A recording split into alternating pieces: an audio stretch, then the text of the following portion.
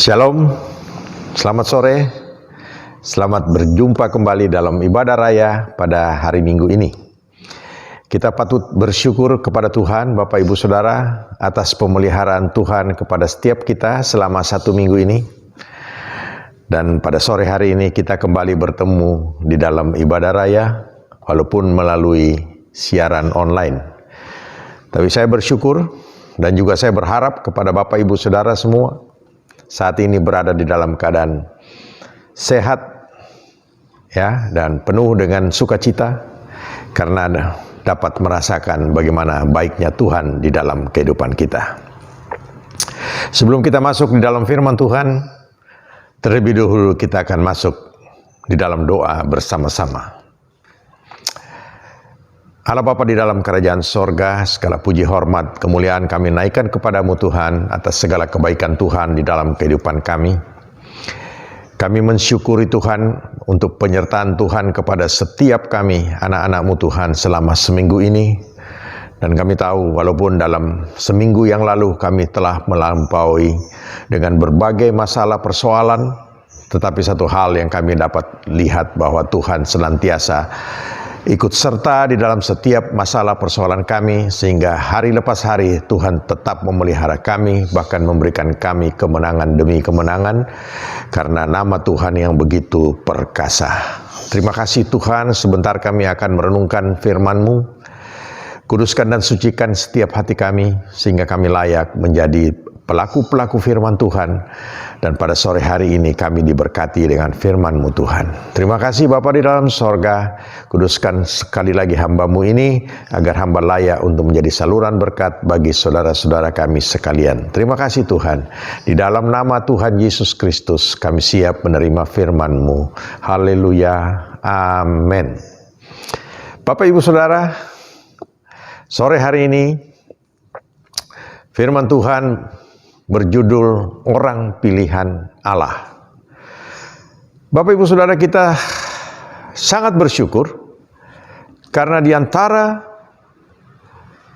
miliar manusia yang ada di muka bumi ini, ya, kita adalah menjadi bagian daripada orang pilihan daripada Allah, ya. Kenapa disebut begitu? Karena saudara dan saya sudah dipilih untuk menjadi anak-anaknya. Dan ini satu hal yang sangat kita syukuri, ya. Karena itu merupakan kasih karunia dan hak daripada Allah untuk menentukan siapa yang akan dijadikan anaknya. Karena kalau kita pikir Bapak Ibu Saudara, sebagai manusia kita tidak layak, ya, untuk dikatakan sebagai anak-anak Allah. Siapa kita ini, ya? Bahkan kalau melihat dari kehidupan kita masing-masing, latar belakang kita, rasanya tidak ada satupun manusia yang layak, ya, untuk disebut anak-anak Allah. Tapi kita bersyukur kepada Tuhan, ya, karena begitu besar kasih-Nya akan dunia ini, hingga Dia mengaruniakan anaknya yang tunggal, yaitu Tuhan Yesus Kristus, supaya kita yang percaya kepadanya, ya, kita diampuni dosa-dosa kita, dan kita dilayakkan bahkan menjadi anak-anaknya. Dan terlebih daripada itu, kita menjadi ahli waris kerajaan sorga. Ahli waris kerajaan sorga dapat dikatakan sebagai anak-anaknya, dan Alkitab mengatakan itu. Orang yang percaya kepadanya, dia disebut sebagai anak-anak Allah. Dan sebagai anak-anak Allah, rumah kita yang kekal tentunya adalah di kerajaan sorga, ya. Kalau kita saat ini berada di dunia ini, kita syukuri saja Bapak Ibu Saudara, ya. Apalagi saat ini kita harus menghadapi pandemi COVID-19, rasanya sesuatu yang aneh, ya. Aneh Bapak Ibu Saudara. Di dalam perjalanan hidup saya, di dalam sekian puluh tahun, ya, menjalani hidup ini, baru tahun ini, ya, bulan-bulan ini, ya, 7 bulan terakhir ini merasakan hidup sesuatu hidup yang begitu berbeda dengan kehidupan yang sebelumnya, ya. Bahkan terkadang pada waktu saya berjalan dengan cucu-cucu saya juga merasa aneh begitu. Kenapa? Karena saya melihat cucu-cucu saya juga harus menggunakan masker, Bapak Ibu Saudara. Dan kalau zaman dulu kalau kita melihat orang menggunakan masker, itu jelas orang itu sakit, saudara. Tapi kita sekarang tidak bisa dibedakan yang mana yang sakit, yang tidak sakit. Kenapa? Karena semua ya orang harus menggunakan masker dan itu syarat yang mutlak. Sekarang ini dengan ketat pemerintah ya mengharuskan setiap orang ya harus menggunakan masker. Bahkan ya naik mobil sekalipun, sendiri sekalipun pakai masker, saudara. Beberapa waktu yang lalu saya lihat ada rekaman yang viral, seorang wanita, dia di mobilnya dia tidak pakai masker, kemudian ada operasi, ya, penertiban, kena dia, saudara, kena hukuman kerja bakti, bersihkan got, saudara. Sesuatu yang sangat berbeda kehidupan ini, ya. Tapi apapun itu, Bapak Ibu Saudara, kita harus terima. Ya, kalau ini semua terjadi, berarti semua ini atas izin daripada Tuhan. Karena Tuhan tidak pernah membiarkan anak-anaknya ya jatuh tergeletak sekalipun dikatakan oleh firman Tuhan. Dan kalau ini kita hadapi, kita harus hadapi dengan penuh ucapan syukur. Kita tidak perlu mengomel, kita tidak perlu mengeluh, tetapi kita bersyukur. Tuhan, terima kasih untuk keadaan ini. Kenapa? Karena dengan keadaan ini kita semakin tahu bahwa kita manusia ini bukan apa-apa, bukan siapa-siapa. Ya, bayangkan saudara, dengan penyakit yang tidak kelihatan, banyak manusia yang harus ya tewas oleh karena COVID-19 ini. Orang yang tadinya begitu gagah perkasa diserang dengan satu penyakit virus yang tidak kelihatan, ya. Mungkin dia kalau menghadapi musuhnya dia dapat hadapi dengan gagah perkasa, tetapi pada waktu dia menghadapi virus ini tumbang dia, ya. Oleh karena itu saudara, pada saat ini kalau kita masih berada dalam kondisi saat ini, kita masih sehat, kita masih diberkati oleh Tuhan dengan kehidupan ini, kita patut syukuri. Kenapa? Karena saudara dan saya adalah orang-orang pilihan Allah. Bapak Ibu Saudara, di dalam Alkitab kita ya ada seorang tokoh ya, yang sejak masih di dalam kandungan ibunya ya ternyata dia sudah dipilih oleh Allah ya.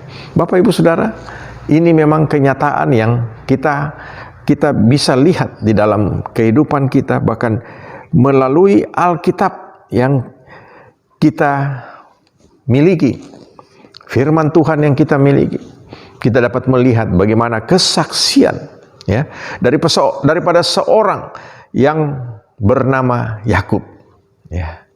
Dan kita bersyukur Bapak Ibu Saudara ya, karena melalui kitab cerita tentang Yakub ini ya, mari kita mengkoreksi diri kita ya, bahkan kita mensyukuri hidup kita ini supaya kita lebih hati-hati dalam kehidupan ini, supaya kita lebih serius di dalam mengiring Tuhan Yesus sampai pada akhirnya ya. Kita akan baca dalam kitab Kejadian pasal 25 ayatnya yang ke-23 sampai 28 yang bunyinya demikian. Firman Tuhan kepadanya, dua bangsa ada dalam kandunganmu, dan dua suku bangsa akan berpencar dari dalam rahimmu. Suku bangsa yang satu akan lebih kuat dari yang lain, dan anak yang tua akan menjadi hamba kepada anak yang muda. Setelah genap harinya untuk bersalin, memang anak kembar di dalam kandungannya. Keluarlah yang pertama, warnanya merah seluruh tubuhnya, seperti jubah berbulu, sebab itu ia dinamai Esau. Sesudah itu keluarlah adiknya, tangannya memegang tumit Esau, sebab itu ia dinamai Yakub. Ishak berumur 60 tahun pada waktu mereka lahir. Lalu bertambah besarlah kedua anak itu. Esau menjadi seorang yang pandai berburu, seorang yang suka tinggal di padang. Tetapi Yakub adalah seorang yang tenang, yang suka tinggal di kemah. Ishak sayang kepada Esau, sebab ia suka makan daging beruan, tetapi Ribka kasih kepada Yakub. Nah, Bapak Ibu Saudara, kita melihat di sini, ya, firman Tuhan jelas mencatat dengan begitu detail bagaimana Tuhan sudah merencanakan seseorang, bahkan pada waktu dia masih ada di dalam kandungan ibunya. Berarti itu berlaku juga bagi saudara dan saya. Jika saat ini kita adalah orang-orang yang sudah menerima Yesus sebagai Tuhan dan Juru Selamat kita, percayalah bahwa kita semua ini sudah merupakan orang-orang pilihan Allah, bahkan sekalipun kita masih di dalam kandungan Tuhan. Di dalam kandungan ibu kita, maaf Bapak Ibu Saudara ya. Nah, kita melihat di sini Bapak Ibu Saudara ya. Pemazmur katakan dalam Mazmur 139 ayat 13 sampai 14. Sebab engkaulah yang membentuk buah pinggangku, menenun aku dalam kandungan ibuku. Aku bersyukur kepadamu oleh karena kejadianku dahsyat dan ajaib. Ajaib apa yang kau buat, dan jiwaku benar-benar menyadarinya. Bapak Ibu Saudara, kita harus bersyukur kepada Tuhan karena kejadian saudara dan saya, siapapun kita saat ini, kita adalah buatan tangan Tuhan yang dibuat secara ajaib. Ini dikatakan di sini ya. Aku bersyukur kepadamu karena kejadianku dahsyat dan ajaib. Ya Tuhan. Tuhan luar biasa saudara ya. Kita bersyukur. Apapun keadaan kita saat ini, kita bersyukur. Kenapa? Kita ajaib. Kalau kita melihat bagaimana terjadinya ya manusia dari hubungan daripada wanita dan pria ya. Bagaimana ya kemudian satu manusia ini harus berjuang mengalahkan berjuta-juta saingannya. Kita tahu cerita itu ya. Lalu lahirlah seorang pemenang ya, dikatakan tadi di situ ya. Jiwaku benar-benar menyadari, kita harus benar-benar menyadari Bapak Ibu Saudara bahwa saudara dan saya adalah orang-orang yang dari awalnya sudah disebut sebagai pemenang, orang-orang pilihan daripada Allah. Pada waktu kita lahir, kita sudah direncanakan oleh Allah itu sendiri. Oleh karena itu Bapak Ibu Saudara, kita harus bersyukur untuk ini. Dan kita harus terus menjalani hidup ini dengan penuh semangat. Ya, kenapa? Karena kita tahu kita adalah orang-orang pilihan Allah. Ya, jangan pernah kecil hati, jangan pernah putus asa, jangan pernah kecewa dengan keadaan kita.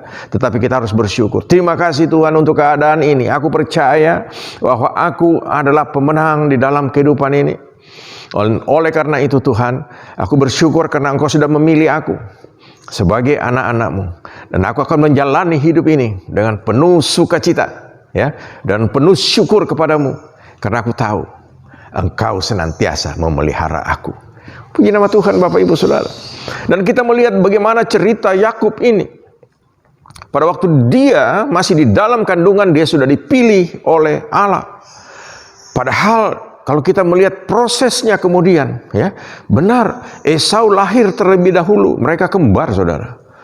Ya, bahkan Alkitab mencatat bahwa pada waktu mereka lahir, katanya Esau keluar dulu, lalu Yakub di belakangnya sambil pegang tumit ya, ujung kaki ke belakang daripada Esau. Saya secara medis saya juga bingung dengan ini, tapi inilah ya, Alkitab mencatat itu ya, kita harus percaya Bapak Ibu Saudara ya. Karena Allah dapat berbuat segala sesuatu di luar akal dan pikiran manusia ya. Bagaimana Esau lahir, kemudian berikutnya langsung, karena kita tahu orang-orang yang lahir secara kembar itu perlu waktu, ada jeda.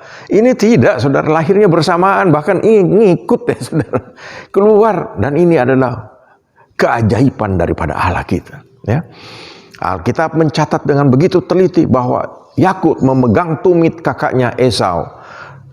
Dan benar saudara, Esau dikatakan sebagai kakak yang kita sudah baca tadi ya. Bagaimana dikatakan bahwa dia akan lahir terlebih dahulu ya. Kemudian dia akan menjadi hamba daripada anak yang lebih muda. Dan kita melihat memang Tuhan sudah menentukan dari awal ya. Oleh karena itu kita harus bersyukur. Kembali lagi, sebagai orang-orang pilihan Allah, kita harus bersyukur Bapak Ibu Saudara. Dan pada cerita selanjutnya bagaimana setelah itu ya, setelah mereka mulai berangkat dewasa ya, si Esau suka berburu, lalu Yakub dikatakan suka memasak saudara ya, karena dia menjadi kesayangan daripada ibunya. Biasa ya, kalau orang-orang dalam kehidupan ini menjadi kesayangan ibu itu suka masak saudara ya. Ya. Nah, kita melihat Bapak Ibu Saudara setelah itu bagaimana ceritanya Esau pada waktu satu hari dia pulang dari berburu, dia lapar, dan ceritanya Yakub sedang memasak sop merah katanya, ya, kacang merah. Kalau orang Manado bilang Breno bonen sup, waduh paling enak itu saudara, ya, sadap kalau orang Manado bilang, ya, apalagi masaknya, ya, pakai kaki babi, oh sadap luar biasa, pakai sambal dabu-dabu lagi saudara. Air leker katanya wong Londo, ya. Nah, kita kembali lagi. Kemudian pada saat itu Esau minta makanan, dan kita melihat Yakub kemudian mulai menjalankan, ya, orang katakan tipu daya, ya, tapi sebenarnya itu bukan tipu daya saudara. Kalau kita melihat arti kata Yakub dalam bahasa Ibrani, yaitu cerdik. Jadi rupanya dia cerdik saudara, cerdik memanfaatkan situasi. Oleh karena itu pada waktu Esau meminta, ya, semangkok kacang merah, Breno bonen sup, nah, dia bilang oke, saya kasih, tapi kamu jual dulu hak kesulunganmu kepadaku, ya. Nah, si Esau ini orangnya memang mungkin karakternya berangasan, dia nggak pikir juga. Dia pikir dia menikmati hidup ini, berburu ke sana kemari walaupun orang tuanya kaya, ya. Dia nggak pusing soal harta dan apalagi yang namanya hak kesulungan. Hak kesulungan ini berbicara tentang adat istiadat daripada bangsa pilihan Allah, ya, cikal bakal daripada bangsa Yahudi. Dan kita melihat Bapak Ibu Saudara yang terjadi dengan entengnya, ya, si Esau memberikan hak kesulungannya kepada Yakub, ya. Nah, kita melihat di situ, kita bisa baca Bapak Ibu Saudara di dalam Kejadian 25 ayat 31 sampai 34 hal ini. Dan setelah itu kita melihat akhirnya Yakub mempunyai hak untuk itu.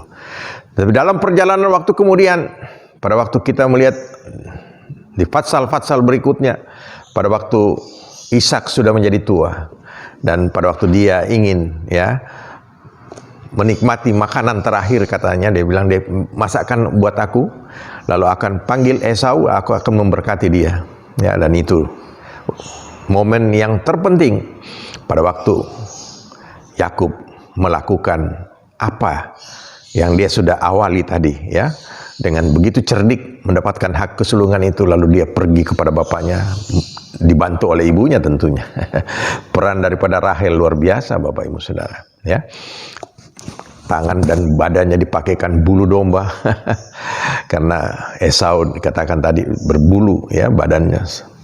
Setelah itu, ya, kita melihat bagaimana Ishak tertipu karena dia sudah buta, tetapi dia masih curiga. Kenapa? Karena suaranya suara Yakub katanya, ya. Tetapi badannya dia pegang bulu-bulu seperti Esau. Tapi ada satu hal lagi, ya. Walaupun dia buta, penciuman dia tidak buta. Lalu dia mencium baju yang dikenakan oleh Yakub, ya, otomatis baunya bau Esau karena baju yang dipakai, jubah yang dipakai adalah jubahnya Esau. Bau padang gurun katanya, bau padang perburuan. Ya, Alkitab mencatat itu dan kita melihat hal ini. Nah, Bapak Ibu Saudara, akhirnya Yakub menerima, ya, berkat hak kesulungan dari bapaknya, dan ini hal yang sangat luar biasa. Bapak Ibu Saudara, apakah arti daripada semua ini bagi kita? Bapak Ibu Saudara, kita perlu, ya, memperjuangkan hak kesulungan sebagai anak-anak Tuhan, ya. Jangan kita, ya, abaikan hal ini. Kita berpikir, wah, udah, sebagai manusia kita jalani hidup itu dengan apa adanya. Tidak boleh saudara, kita harus, ya, meraih itu. Hak kesulungan itu adalah milik kita, ya, karena saudara dan saya sudah dipilih oleh Allah, ya. Kita harus hidup benar-benar di hadapan Allah, hidup untuk mendapatkan hak kita sebagai anak-anak Allah, sebagai pewaris kerajaan Allah, ya. Lalu kita melihat Kejadian berikutnya bagaimana kemudian Yakub, dia diancam bunuh, merasa tertipu si Esau, lalu akan dibunuh. Dia lari, saudara, ya, lari, tapi atas sepengetahuan orang tuanya. Lalu dia pergi kepada Laban, adik dari ibunya. Di situ kita melihat, saudara, sering kita dengar cerita tentang seorang penipu yang ditipu. Ya, ini dia ceritanya, saudara. Yakub katanya seorang penipu, akhirnya dia ditipu oleh Laban. Ceritanya kita hafal benar bagaimana dia ingin, ya, mengawini anak daripada Laban, yaitu Rahel, lalu disuruh untuk bekerja 7 tahun, ya, tanpa gaji tentunya. Dia bekerja karena dia cinta kepada Rahel, tapi genap 7 tahun. Bukan Rahel yang dia dapat, tapi Lea. Ditipu dia, saudara. Ya, kemudian akhirnya disuruh kerja lagi 7 tahun. Dan apa yang terjadi? Dia akhirnya mendapatkan apa yang dia. Kita melihat di sini keteguhan hati daripada seorang Yakub. Ini juga menjadi contoh bagi setiap kita, Bapak Ibu Saudara. Ya, kita tahu bahwa kita sudah mendapatkan hak kesulungan, hak keselamatan. Bahkan keselamatan itu sendiri. Bahkan saudara dan saya sudah disebut sebagai anak-anak Allah. Mari kita punya keteguhan hati. Apapun yang kita hadapi, kita tetap memperjuangkan itu. Ya, karena kita melihat apa yang dilakukan Yakub.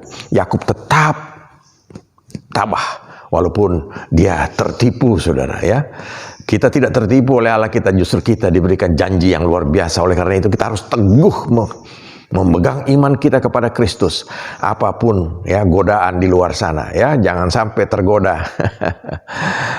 Oleh karena, ya, cinta.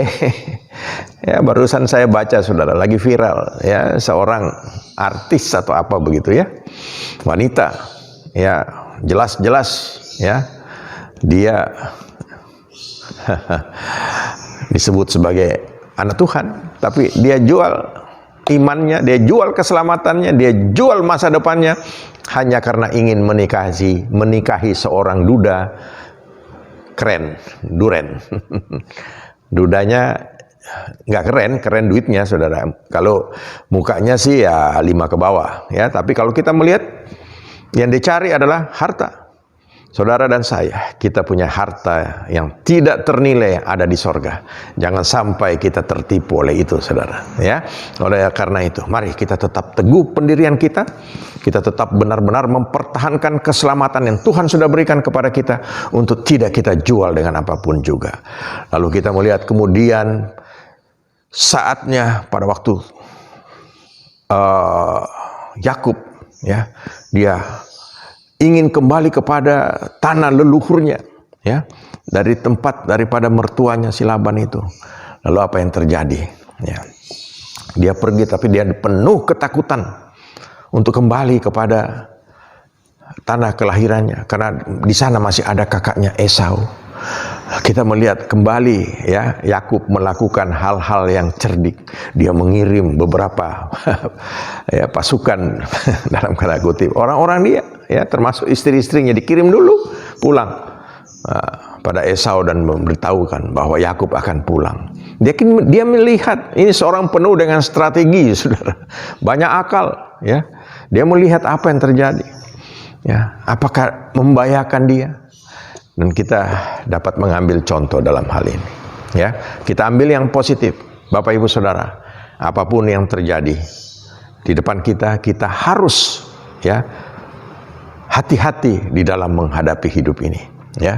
Tentunya kita harus lebih bersandar kepada Tuhan daripada bersandar kepada diri kita, akal kita, ya, pikiran kita, kemampuan kita. Firman Tuhan katakan, orang yang mengandalkan dirinya sendiri itu cilaka, saudara. Tapi orang yang mengandalkan Tuhan akan diberkati, ya. Bapak Ibu Saudara, kita harus melihat di sini, ya, di dalam menjalani hidup kita, jangan sampai kita berusaha untuk mengandalkan diri sendiri atau mengandalkan orang lain. Tapi mari kita andalkan Tuhan, ya, karena Tuhan akan melindungi Bapak Ibu Saudara dan saya, karena saudara dan saya adalah orang pilihan daripada Tuhan, ya. Lalu kita melihat dalam perjalanan pulang, ya, dan ini yang merupakan menjadi satu klimaks dari perjalanan hidup daripada seorang Yakub, bagaimana dia kemudian oleh Tuhan, ya. Satu peristiwa yang sangat terkenal, bagaimana Yakub dikatakan dia bergumul dengan Allah, ya. Di dalam Kejadian 32 ayat 24 sampai 28 dikatakan di sini, lalu tinggallah Yakub seorang diri dan seorang laki-laki bergulat dengan dia sampai fajar menyingsing. Semalaman, saudara. Ketika orang itu melihat bahwa ia tidak dapat mengalahkannya, ia memukul sendi pangkal paha Yakub, sehingga sendi pangkal paha itu terpelecok ketika ia bergulat dengan orang itu. Lalu kata orang itu, biarkanlah aku pergi karena fajar telah menyingsing. Sahut Yakub, aku tidak akan membiarkan engkau pergi jika engkau tidak memberkati aku. Bertanyalah orang itu kepadanya, siapakah namamu? Sahutnya Yakub. Lalu kata orang itu, namamu tidak akan disebutkan lagi Yakub, tetapi Israel, sebab engkau telah bergumul dan melawan Allah dan manusia dan engkau menang. Bapak Ibu Saudara, kita melihat di sini ini satu cerita yang banyak ditafsirkan oleh orang-orang dengan bermacam-macam tafsir, ya. Tapi kalau menurut saya ini adalah gambaran secara rohani. Karena apa? Karena tidak mungkin seorang manusia yang bernama Yakub dapat bergumul dengan Allah. Dalam arti kata secara fisik, apa enggak kurang kerjaan Allah bergumul dengan Yakub? Enggak, saudara, ya. Kalau ini menurut tafsir pribadi saya, dan ada banyak juga tafsir-tafsir daripada teolog-teolog yang lain mengatakan bahwa ini bukan pergumulan secara fisik, tapi secara rohani, ya. Bagaimana Yakub bergumul? Kenapa? Karena dia ingin mendapatkan benar-benar, ya, seluruh berkat Tuhan di dalam kehidupannya, ya. Kenapa? Karena dia tahu dia telah melakukan banyak kesalahan di dalam hidupnya dan dia ingin berubah. Dan ini adalah satu pesan rohani bagi setiap kita, Bapak Ibu Saudara, bahwa pada waktu Yakub bergumul semalam-malaman dengan Allah, yaitu kalau kita rohanikan bahwa dia sedang berdoa, bergumul di dalam doa, mungkin doa puasa. Lalu kita melihat ternyata, ya, Yakub tidak dapat mengalahkan malaikat Tuhan, atau mungkin juga Allah, tafsir orang beberapa. Lalu apa yang terjadi, ya? Akhirnya, ya, malaikat Tuhan itu memukul pangkal pahanya sehingga dia kalah, ya. Secara fisik kelihatannya Yakub kalah, tapi ternyata apa yang diungkapkan oleh malaikat Tuhan, ya, kata orang itu di ayat 28, namamu tidak akan disebutkan lagi Yakub, tetapi Israel, yang artinya apa, Bapak Ibu Saudara? Sebab engkau telah bergumul melawan Allah dan manusia, dan engkau menang. Jadi Israel artinya adalah pemenang, ya. Oleh karena itu, Bapak Ibu Saudara, mari setiap kita berusaha di dalam kehidupan ini, apapun masalah kita, ya, kita datang kepada Tuhan, kita bergumul dengan Dia, ya. Tuhan, tolong aku. Hanya Engkau saja yang sanggup menolong aku. Jangan dilepaskan, saudara, ya. Semalam-malaman kalau perlu. Kalau Tuhan belum memberi jawaban, mari kita terus bergumul. Karena hanya Tuhan saja jawaban dari setiap persoalan kita. Dan kita melihat Yakub yang begitu takut akan masa depannya, karena dia akan kembali kepada Esau dan dia takut dibunuh. Tapi pada saat dia akhirnya bertemu dengan Tuhan, bertemu dengan malaikat Tuhan, lalu dia bergumul di situ, dikatakan dia sampaikan mungkin segala unek-uneknya, lalu Tuhan memberikan dia kemenangan, ya. Dia disebut, dirubah namanya menjadi Israel, seorang pemenang, ya. Oleh karena itu, Bapak Ibu Saudara, kita bersyukur kepada Tuhan, ya. Kenapa? Karena Tuhan begitu baik di dalam kehidupan kita, ya. Tuhan sudah memilih saudara dan saya sebagai orang-orang pilihan Tuhan. Mari kita melihat contoh yang paling jelas pada sore hari ini, seorang Yakub. Yang jelas dia sudah dipilih pada waktu dia masih di dalam kandungan daripada ibunya Rahel, ya. Kemudian di dalam perjalanan hidupnya, walaupun dia melakukan hal-hal yang dalam tanda kutip negatif, ya, di sana dikatakan dia menipu. Karena dia cerdik, dia menipu kakaknya Esau, ya.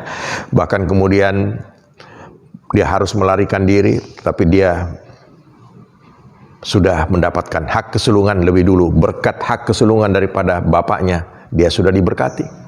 Kemudian dia harus melarikan diri dan pergi kepada Laban, sang mertuanya dan dia ditipu. Dia sempat tipu balik lagi si Laban untuk mendapatkan kambing domba, ya. Bapak Ibu bisa baca itu, ya, di dalam bagaimana si Yakub bisa menipu Laban.